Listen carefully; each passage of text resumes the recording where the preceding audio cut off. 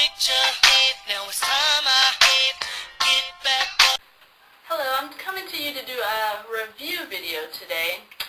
It's going to be a review video on the Shea Moisture brand, and I won't take a very long time because I know if you've seen one review video, you've seen them all. So I won't take a long time on the video, but what I want to do, as you saw in one of my previous videos, I'm downsizing all of my hair products. So some of them I'm keeping, others I'm giving away, and some of them are empty. But I'm just going to go through the different products that I have and kind of tell you about them and let you know if they worked for me, if they didn't work for me. And before I get started talking about the actual products, I like to kind of find out the history of products, not only, to know, whether or not they work for our hair, but to also know whether or not the company has a history of how it got started and what, inspired the company to actually turn into an all-organic hair care brand. So right here I did print out a little about us information from their website, and I'll just read a little bit of it to you, and then from there I'll do the actual review of the products. So this is the Shea Moisture About Us little excerpt of how they got started. So it says here, a mixture of tenacity, determination, perseverance helped the two friends turn adversity into a profitable business. In 1991, a civil war in homeland Liberia destroyed most of the family's personal possessions. Dennis and Tubman immigrated to the United States, but the situation was not much brighter as they found themselves suddenly unemployed. So Dennis decided to use years of helping grandmother create soaps, 4 generations of family recipes, and a vision to offer premium products to underserved and overlooked communities in creating a ray of sunshine. In 1992, they began to sell their products along sidewalks of 125th Street in New York. By second year, Dennis and Tubman were manufacturing products in 3,000 square foot plant and selling to a network of health shops, beauty retailers, convenience stores, and vendors. And then they built a store not far from the sidewalks of 125th Street where they started. It says it holds a position, Sundial holds a unique position in the marketplace by providing customers and retail partners, both domestic and international, with natural, organic health and beauty products. They do not participate in animal testing and test only on family members and friends, and Sundial is 100% minority owned. Dennis and Tubman strive to make positive impact beyond skincare. Let's see, they purchase ingredients directly from women in cooperative and indigenous farms in Africa, paying above market prices to help improve the standard of living. They work closely with local and international organizations to protect integrity of ingredients and improve production processes.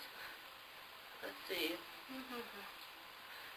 They also help Liberian Education Fund to build schools and provide access to education to impoverished girls in Africa, many who are suppliers of shea butter, cocoa butter, and other natural ingredients. Locally, the company provides community entrepreneurs, artists, and authors a platform to sell crafts, books, jewelry, clothing, and handmade products through the Sundial stores. It says the percentage of sales are donated to local congregations to support youth and community development programs. So that's just to give you a little overview, because it's always good to know who you're buying from, not just what you're buying. And the way they started and where they're continuing to go is in a positive direction. And a lot of times, we don't think about where, the shea butter or the argan oil or the coconut oil or whatever ingredients are in these bottles come from. But a lot of hard work goes into harvesting those, items from trees and plants and whatnot, and a lot of times the people who are providing us with the ingredients are not getting paid what they're supposed to get paid for doing that. They're basically, in a sense, not necessarily slaves, but similar, because they're getting just a little bit, whereas the farm owner or the crop owner is really getting a payout for all of these crops. So just something to think about. So anyhow, getting on to the product. This is the organic Shea Butter Moisture Retention Shampoo. Great product, one of my favorite moisture shampoos, As you can see, it does contain shea butter, sea kelp, argan oil, and I like the way on their bottles they actually name the ingredient and then give you a description of what it does versus just putting it in the ingredient list.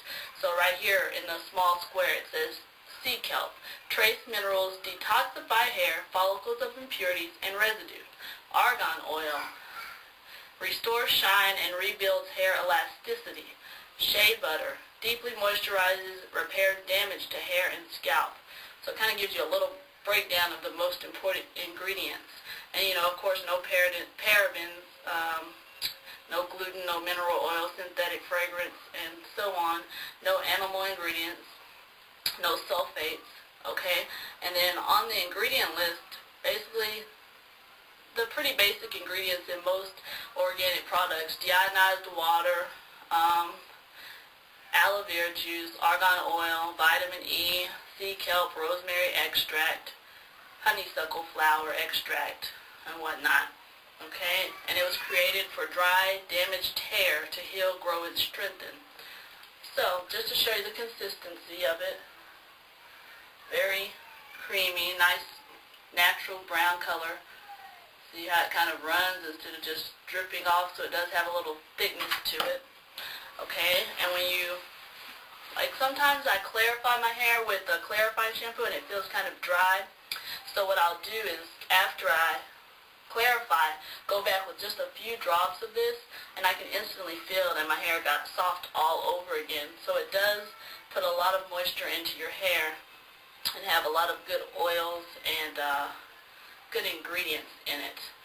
So the smell of it, very natural, I guess, a little like shea buttery, not really raw shea butter, but you can kind of smell the oils and the shea butters mixed in. Very natural fragrance, maybe the honeysuckle actually, that gives it that kind of floral but buttery fragrance. So I would definitely recommend this. You can get it online at any retail site such as naturallycurly.com, curlmart.com. They don't sell it on their actual website. They do sell some of the products, but not the hair products. You can usually find it at your local Target, Walgreens, and okay. And the second product is the anti-breakage mask.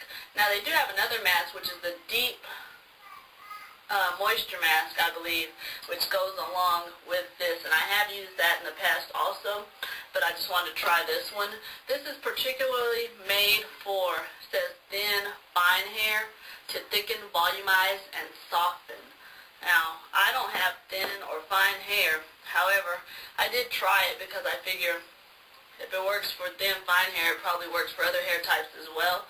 And the ingredients in this are basically the same as far as oils and butters, but it also does have biotin and bamboo extract. Now biotin, it says here, is a powerful B vitamin that strengthens the hair follicle, and yucca, which thickens hair to help and to prevent hair loss. And it has baobab oil, which contains vitamins A, C, D, and E, and F to fortify and strengthen hair. So it puts back in what your body already has, because you already have the vitamins A, C, D, and E, and F in your body, as well as biotin, which does help with strengthening your hair follicles, as well as your joints, bones, helps with circulation, things like that. So all of these are essential elements already in your body, so it's helping to put those back in.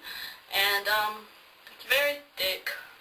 It doesn't melt into my hair like the deep mask that goes along with this. That kind of just instantly kind of melts in. This kind of coated the hair a little more, so I had to wet it and kind of really rub it in to really get it into my hair. But as you see, it's thick, as most deep conditioners are. It's kind of like a whipped cream, not super thick, but thick enough to be considered thick. And doesn't take much. I've used it 3 times, and this is how much is still left. And I don't have a lot of hair, so obviously I wouldn't need that much, but it doesn't take much for your hair. And the smell, also very earthy. Let's see, the ingredients are deionized water, shea butter, coconut oil, avocado oil, does have rosemary, some emulsifiers, essential oil blend, honeysuckle flower once again, and vitamin E, biotin. So it has a lot of the same ingredients as the shampoo. Of course, what makes it different is it is a conditioner. And I did put this on and then sit under the steamer, and it did help it to penetrate deeper down into my hair. So that is an option if you do have a hair steamer as well. Otherwise, you can just leave it on with a plastic cap, or take a towel and put it in the microwave in a bowl of hot water, and then put that on top of your hair. And that kind of also acts as steam, or stand in the shower while your hair has conditioner on it, and the steam will help to penetrate the conditioner in. Now let me show you what I also did. As you see right here, the way my hair is, the way I achieved that is I didn't have a leave-in conditioner, so I took aloe vera gel, I poured a little right here in this cup, and then what I did is a little of this and scooped it out. I'm just going to scoop it with my hand, about that much. I'm doing it for demonstration, so I won't use too much. And I dumped that into the cup, added just a little water, and I just mixed it around like this with a spoon. I'm using a comb right now, but I just mixed it around, mixed it, and thinned it out, because I figure the difference between a deep conditioner, a regular conditioner, and a leave-in conditioner is really consistency. It's not necessarily the ingredients, but the consistency. Regular conditioner is medium, usually not super thick, but thick enough to stick. A leave-in is normally very thin and light, and a deep conditioner is usually very thick. So I just kind of melted it down to a thin consistency, as you see here. I just added the aloe vera juice for a little moisture and to thin it out, and then it's kind of watery, but that's what I did. Can't really do this because it'll all pour out, but kind of get the idea. I just thinned it out a little bit so that I still get all the ingredients and use it as a leave-in by thinning it out. And that's another thing I'll probably do in order to downsize on my products. And then I just rubbed it through just like this as a leave-in conditioner. I just rubbed it through while my hair was a little more wet than it is now, and I just let it dry the way it kind of wanted to. And then if you want to add a little extra hold to it, or you want to define the curls more, you can do a quencher, or you can use Eco Styler or any hair gel you want to define your curls. But I just did that as a test to see how it would feel after leaving a little of the conditioner in as a leave-in, and it did make my hair soft. It feels really soft. I don't really need to add anything else other than maybe a little oil to it, and just kind of let it do what it do. So anyhow, that is my review of these products. They are, good products, and what would make me buy them even more than them being good products is the history. And that's kind of what separates some companies from others, is they do have actual history. They're not just selling you products just to be selling it. They are giving back to the community that they came from. So I would recommend you go to your local Walgreens and purchase. And that's another thing that I do like about the company, is they do price their products pretty much all the same, so you already know what you're going to pay when you go to the store. This is $9.99. This is $9.99. So stay tuned. I'll show you some other products that Shea Moisture makes. And Get beside her, I let her see the Aston and let the rest surprise her. That's when we disappear, you need GPS to find her. Oh, that was your girl? I thought I recognized her. Ooh, baby, I be stuck to you like glue.